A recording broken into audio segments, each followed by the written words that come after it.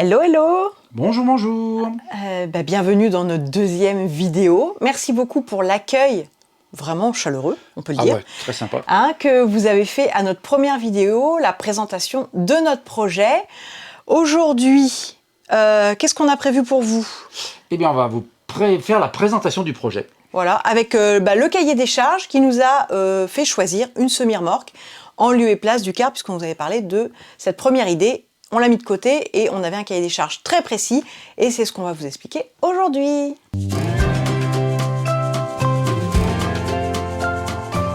Nous sommes Corinne et Robert. Nous aspirons à la vie nomade et nous avons décidé d'aménager une semi-remorque frigorifique, notre nid d'amour, notre camion home. Nous allons vous partager toutes les étapes de l'aménagement du camion, nos défis techniques et nous vous invitons à échanger avec nous.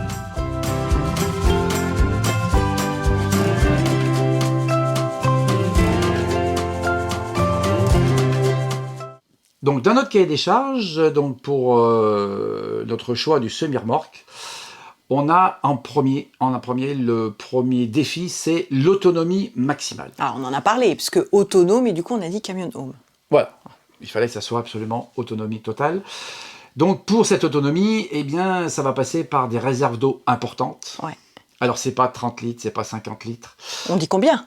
On dit combien? On part sur, dans un premier temps, 1000, voire 1500 litres. Moi, je m'étais arrêté à 1000, mais apparemment... mais on peut peut-être rentrer 1500 litres. Peut-être ça pourrait être 1500. Sachant qu'on n'est pas limité par le poids. C'est vrai. Contrairement à un camping-car. D'où l'avantage de la semi-remorque. D'où l'avantage de la semi-remorque.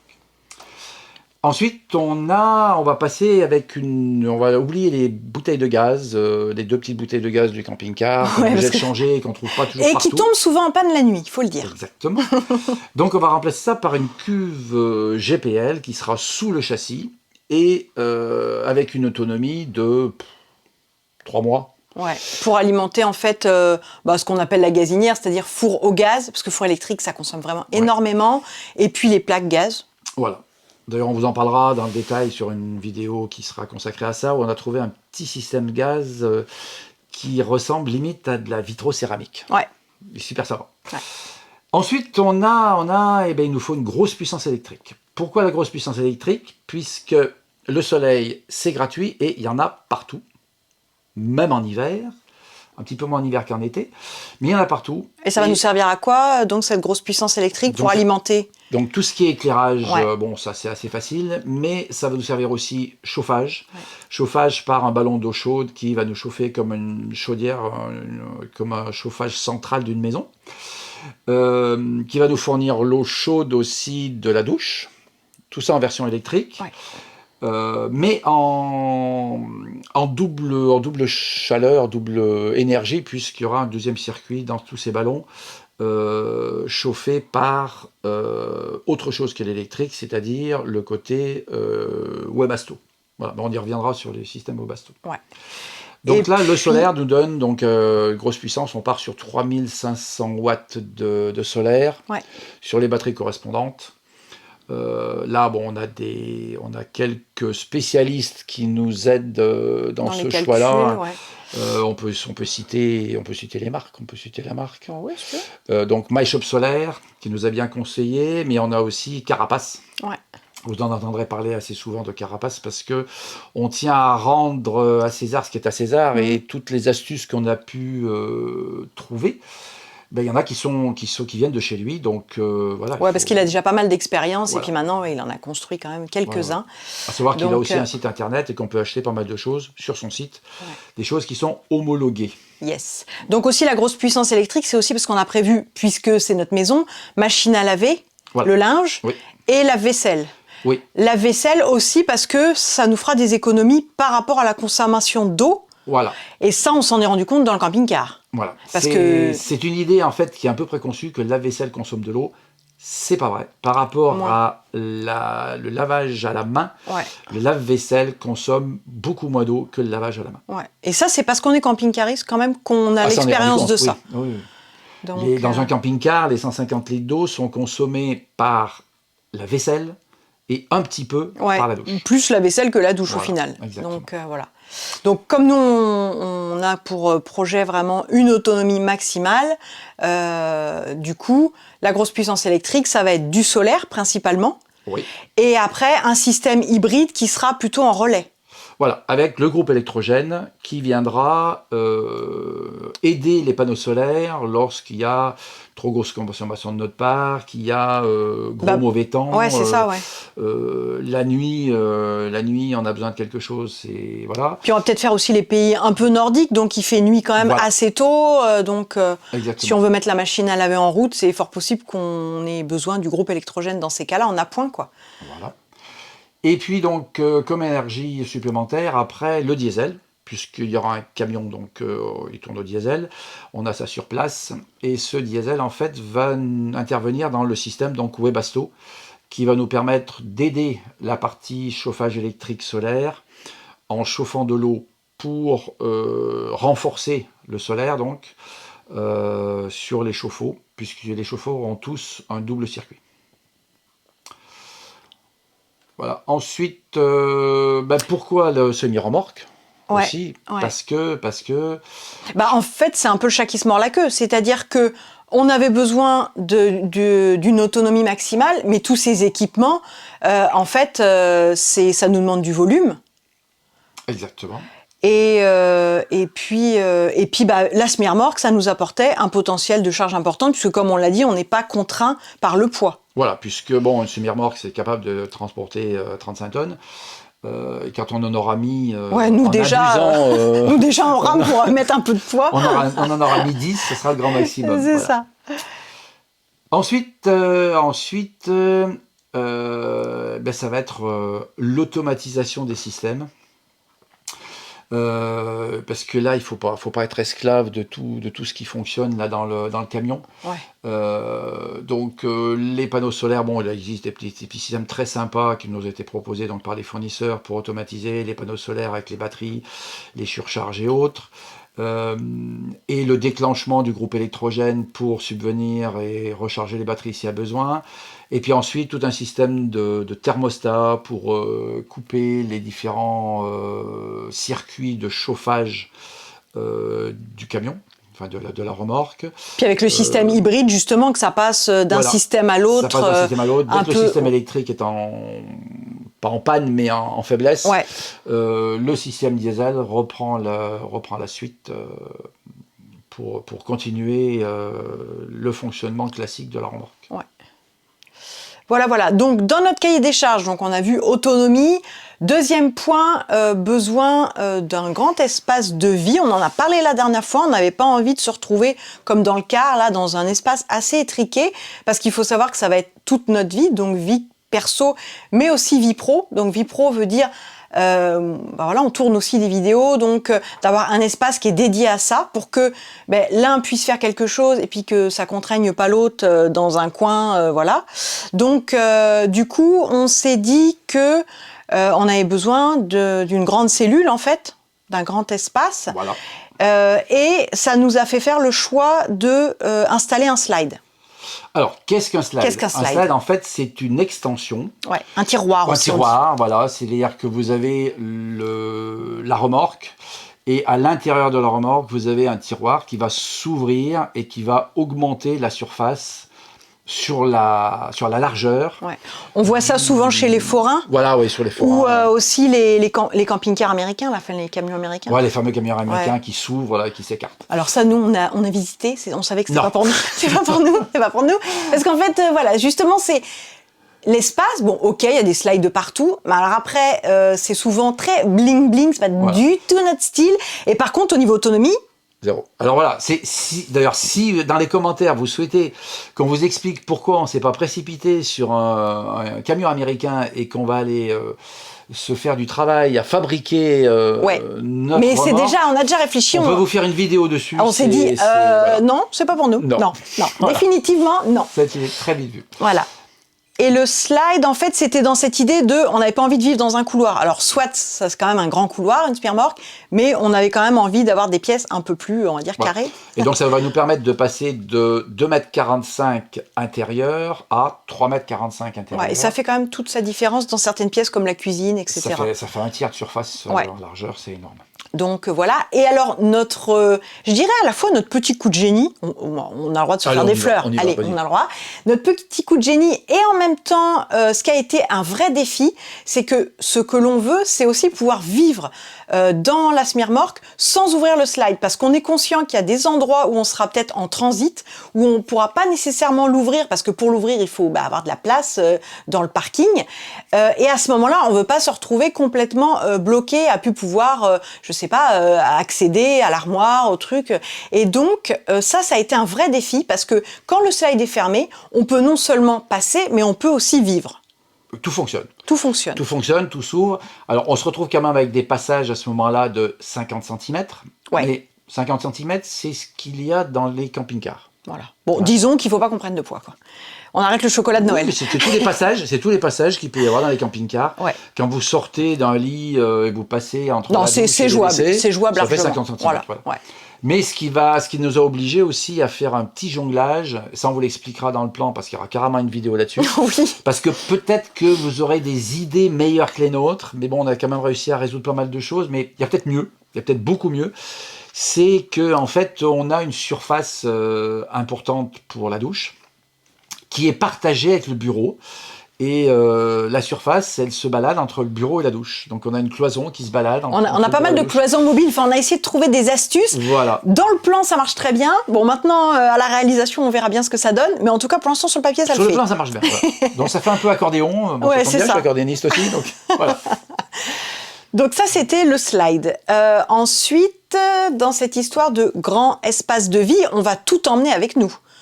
Nous, il n'y a pas de question de on laisse quelque chose quelque part. On part avec tout. On part, alors on s'allège quand même. Parce que du coup, on prend que l'indispensable. On est quand même dans cette idée-là. C'est le but aussi, voilà. C'est d'avoir une vie qui soit quand même assez minimaliste. Voilà. Forcée de toute façon. Ouais. Mais on emmène quand même un peu toute notre vie. Voilà. Et du coup, on a prévu quoi ? On optimise complètement tous les moindres petits volumes qu'il pourrait y avoir en forme de soute. C'est-à-dire, la remorque en hauteur fait 2,60 m intérieur, voire peut-être même 2,70 m pour certaines remorques. Mais on n'a pas besoin de cet espace-là au-dessus de nous. Autant dans le car, on n'avait pas envie d'avoir un espace qui est au-dessus de la tête, mais là, 2,60 m, il n'y a pas besoin. Même dans une maison, il n'y a pas 2,60 m. Voilà. Donc on fait un faux plancher, en fait. Alors là, cette idée, il faut la rendre à César aussi. C'est une idée que l'on a vu faire par Carapace, qui nous explique sur son camion comment il fait son double plancher, ce qui permet de mettre tout ce qui est les eaux propres et différentes choses hors gel, puisque cette soute-là sera intérieure en fait, à l'intérieur, donc dans l'isolation de la remorque. Et ce double plancher, bon, c'est relativement facile à faire. Vous mettez des chevrons, des cales, vous mettez un plancher, très bien. Sauf que le volume qu'il y a dessous est perdu, ou presque. Et notre défi, qui est pas tout à fait encore résolu au millimètre. Encore une fois, c'est sur le papier. Oui, c'est sur le papier. C'est qu'en fait, ce plancher, ce sera que des trappes. Des trappes de partout. C'est-à-dire que si vous soulevez toutes les trappes, il n'y a plus de plancher. C'est-à-dire que le sol, c'est un assemblage de trappes. Voilà. Donc un peu comme si vous descendiez à la cave. Donc vous soulevez une trappe et vous avez 40 cm de profondeur, voire peut-être même 50. Ça alors soit d'équipement technique. Voilà. Ou de cuve d'eau, mais aussi, par exemple, dans la cuisine, c'est le cellier. Clairement, c'est le cellier. Voilà, ça on n'a pas beaucoup de meubles de rangement, donc c'est du rangement d'appoint. On n'a pas beaucoup. Alors attention, parce que si tu dis ça à quelqu'un qui a un petit car, oui, c'est vrai. Un petit camping-car, d'accord, c'est un jugement personnel. Mais voilà, on veut avoir en fait des non, par rapport à une maison, je dirais. Voilà, par rapport à une maison, voilà, on veut avoir des meubles qui sont occupés par des affaires que l'on utilise tous les jours. Courantes, voilà. Si on est en Italie ou si on est en Grèce, au bord de la plage, les anoraks, on n'en a pas besoin dans les armoires. Voilà. Donc à ce moment-là, on les range dans les soutes, dans la remorque, parce qu'il va y avoir les soutes aussi sous remorque. Ouais. Mais les remorques, donc dans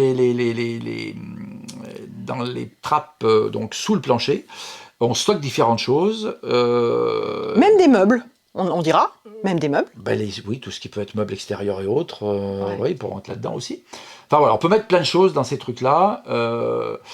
Mais c'est vrai que le petit volume d'armoire, quand même, bon, vous verrez sur le plan. Bon, bref. Il y a quand même de la place. Hein.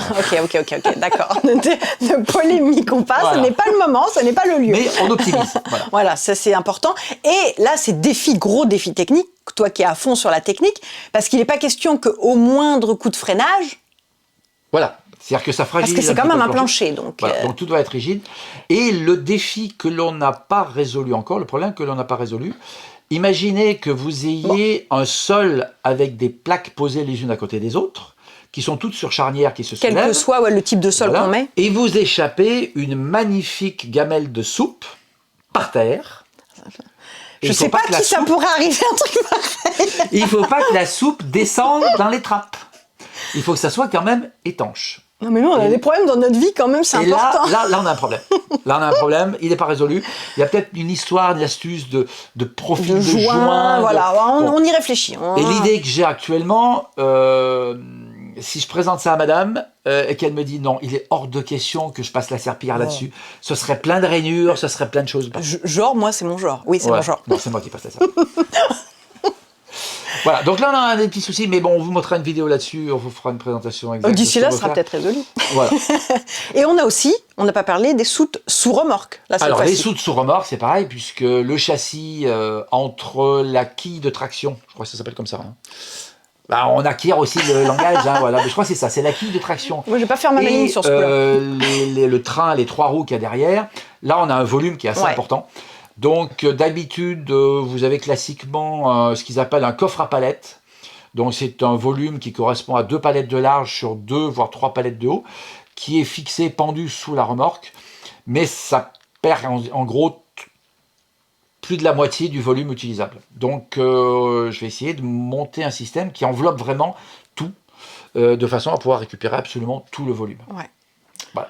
Donc voilà. Et dans ces soutes-là, ce sera la partie technique. Le local technique, ouais. Tout ce qui pourrait craindre. Les webastos, donc c'est de la flamme, c'est du fioul qui brûle.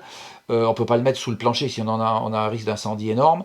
Donc ça, c'est quelque chose qu'on mettra dans les soutes sous remorque. Ou les trucs volumineux aussi, parce que là, nous, dans notre histoire de trappe, c'est des petits espaces. Voilà. Tous les trucs volumineux qui pourraient être traversants, là, on les mettra à cet endroit-là. Y compris le groupe électrogène. Ouais. Puisque le groupe électrogène, bon, c'est... Puis ça, c'est pour une question aussi de bruit, et même de vibration, etc. Voilà. Et les batteries. Parce qu'il faut savoir que les batteries, j'ai fait un essai sur des petites batteries de modélisme en charge, avec un détecteur de fumée classique que l'on a dans toutes les maisons. Hein. Au bout des 10 minutes, il sonne. Ouais. Donc ça veut dire qu'il y a une émission de gaz suffisamment importante pour déclencher le détecteur de fumée. Donc avec 3500 watts de puissance, on aura des batteries lipo... Alors, il ne faut pas dire lipo-ion parce que c'est pas vrai, c'est lipo quelque chose, qui seront énormes, donc il est hors de question qu'elles soient à l'intérieur de la cellule. Voilà. C'est tout bien expliqué. Qu'on mettra hors gel, mais ça on vous expliquera comment on va mettre tout ça en hors gel. Alors, autre point important, donc on a vu l'autonomie, on a vu grand espace de vie, la luminosité. Alors, nous, ça c'est un truc, on le sait, hein, c'est important, on a besoin de lumière, on a besoin que ce soit clair. Et donc, on a prévu quand même beaucoup de fenêtres. On est assez perplexe, mais encore une fois, les goûts et les couleurs, voilà, de voir souvent des gros camions et de voir des toutes petites fenêtres. Et on a du mal, nous, après, avec notre cahier des charges, à comprendre ça. Alors, peut-être qu'il y a effectivement des histoires de déperdition de chaleur, mais en tout cas, pour nous, beaucoup de fenêtres, voire même à des endroits, des sortes de baies vitrées, super important. C'est vrai. Alors là, on va pouvoir citer Jérémy et Charlotte. Avec donc les vadrouilleurs Forever. Attends, ça c'est pas les voyageurs, c'est vadrouilleurs Forever qui en sont à leur 4e, 5e véhicule. Ouais. Et à chaque fois, quand ils prennent un car, surtout pas un bus, ça c'est un car, ils explosent toutes les vitres pour les remplacer par des parois et mettre des toutes petites fenêtres. Et moi, ça me fait mal au cœur, je trouve ça mais catastrophique. Ouais, mais eux, à leur décharge, ils sont quand même 5. Eh ben oui, ils sont 5. Donc du coup, je pense qu'il y a des passages en fait où ils ont on a vu quand même des cars où ils avaient gardé les grandes baies vitrées. Ouais, au départ, dans le car, c'est ce qui nous plaisait. Ça a été le premier truc qui nous plaisait. C'était cette histoire d'avoir vraiment comme des baies vitrées de chaque côté avec beaucoup, beaucoup de lumière. Alors, on a vu aussi sur certaines vidéos où des gens disaient, attention, condensation. avec un car, c'est le sauna en été et c'est le froid en hiver parce qu'il y a une grosse déperdition de chaleur ou une grosse entrée de soleil à cause des baies vitrées et c'est assez catastrophique. Bon, après, il y a fenêtres et fenêtres aussi. Bon, là, dans les camping-cars, c'est des petites fenêtres plastiques. Ouais. Nous, on part sur des fenêtres de maison. D'appartement. Exactement. Donc, double vitrage. Avec le verre sécurite, le fameux verre sécurite. Hein. Avec le problème du verre sécurite. Et là, on a un petit point d'interrogation. Donc, dans les commentaires, si vous êtes sûr et certain, si vous savez que le verre sécurite, c'est aussi un verre... alors, c'est quoi la norme E43. E43, ça veut dire que c'est possible, enfin, c'est acceptable sur route. Et est-ce que le verre sécurite, c'est du E43 ? Voilà. Ça, c'est la grande question. Donc, ces fameuses fenêtres nous permettraient d'éviter ce souci de condensation et de déperdition de chaleur. Voilà. Mais par contre, on avait un autre défi, c'était, comme on est déjà en largeur max, on peut rien avoir qui dépasse. Oui. Donc, au niveau des fenêtres, il faut quelque chose qui soit en ras de la caisse, quoi. Voilà, si je dis pas de bêtises. C'est des fenêtres, en fait, qui sont ce qu'ils appellent rénovation. Ouais. Donc, c'est des fenêtres sandwich. Mais sinon, c'est des vraies fenêtres de maison. C'est pas les fenêtres camping-car avec les espèces d'entourage plastique. Carapace fait ça très, très bien. Voilà. Il a un produit... Encore lui, il a un produit tip-top nickel. Voilà. Donc, au niveau de notre cahier des charges, on a un dernier point donc à vous présenter, c'est qu'il nous fallait une grande liberté de déplacement. Et on aurait pu prendre un camion porteur, on appelle ça, oui. Ou même le car, en fait, il faut déplacer l'ensemble.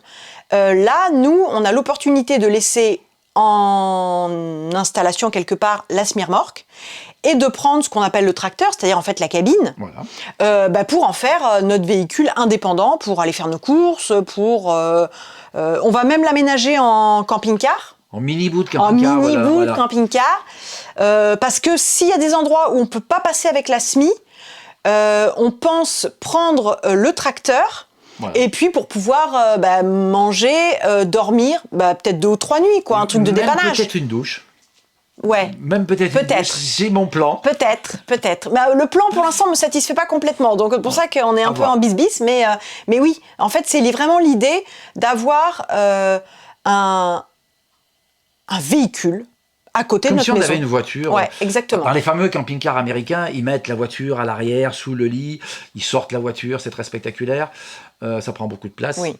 Donc là, ce serait plutôt en fait la cabine. D'où le basculement du car sur le semi et non pas sur un camion. Voilà, ça a été un point très très important de se dire mais la SMI, ok, passera pas partout, parce que ça fait partie des commentaires, on s'y attend, vous vous rendez compte, une semi-remorque, où est-ce que vous allez la placer, etc. Donc là-dessus, on vous en parlera, c'est peut-être pas le moment. On vous dira quelles sont nos idées à ce propos, mais ce truc d'avoir la cabine, le tracteur indépendant, pour aller faire les courses, parce que ça, après le tracteur, il passe partout, hein, et il se gare assez facilement. C'est une grosse voiture. Ouais, c'est ça. Après, c'est plus sur la hauteur, on a des restrictions, mais sinon, sur l'empattement, c'est un peu comme une voiture. Ce qui n'empêche pas qu'on aura aussi un quad. Ah oui, le quad. Un quad on vous montrera où on le range. Vous allez halluciner. Là, il y a un petit coup de génie aussi. Voilà. Et le quad, c'est aussi pour un repérage justement des lieux d'installation. Voilà, petite balade, repérage, en essayant ce quad. Si vous avez des astuces, le quad, je trouve que ça fait beaucoup trop de bruit. C'est très bruyant. Est-ce que quelqu'un aurait une astuce pour réduire, quitte à perdre un peu de puissance, parce qu'il y a des quads homologués 2 places, c'est très puissant, c'est des 350 cm3, un truc comme ça. Donc pour ce qu'on va en faire, on va pas faire du méga cross et compagnie avec. Non. Des silencieux pour avoir un quad qui soit agréable en ville. On voudrait un petit quad homologué pour 2 personnes. Alors, en ville et pas que, parce que nous, on est quand même parapentistes tous les deux. Et quand on doit monter sur les décos, donc forcément en hauteur, avec les 2 sacs de parapente qui font plus de 15 kilos, le quad, ça va être quand même drôlement sympa. Voilà. Donc qu'ils puissent passer aussi en chemin. Ah bah oui, c'est le but. C'est le but. Donc voilà. Et puis aussi pour le repérage des sites, on pense avoir un drone, parce qu'en plus toi tu fais du modélisme, donc le drone c'est bien, ça sera bien pour ça. Ça va permettre Et puis aussi pour se faire des belles photos, des belles images, et qu'on essaiera de vous partager aussi peut-être. Voilà. Donc voilà, aujourd'hui on vous a donné le cahier des charges qui nous a permis de faire le choix de la semi-remorque et d'abandonner progressivement le projet du car. Et d'établir un plan. Voilà. Un Qu'on plan vous relativement dévoile précis. en avant-première et qu'on vous détaillera dans la prochaine vidéo. Voilà le plan.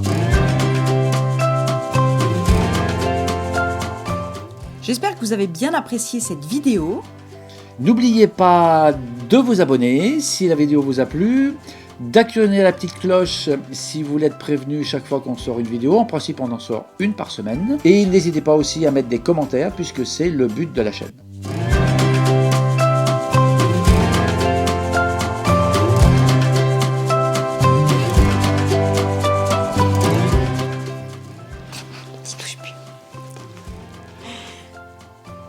C'est parti ? Parti. Allez, c'est parti. Voilà. Donc, dans notre cahier des charges, pour...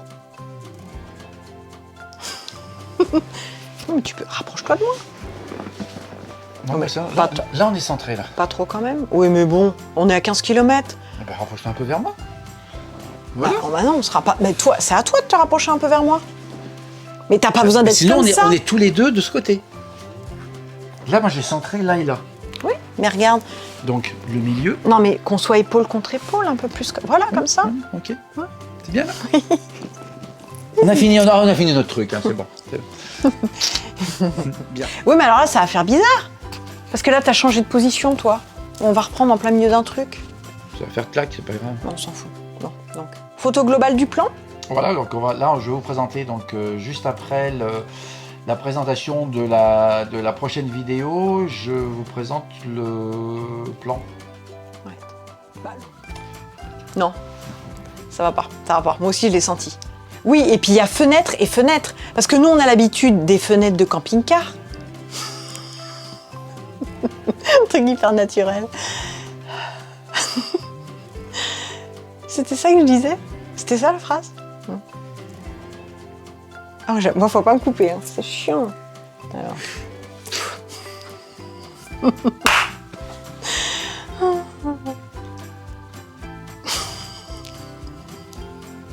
Plus t'attends, plus c'est mort.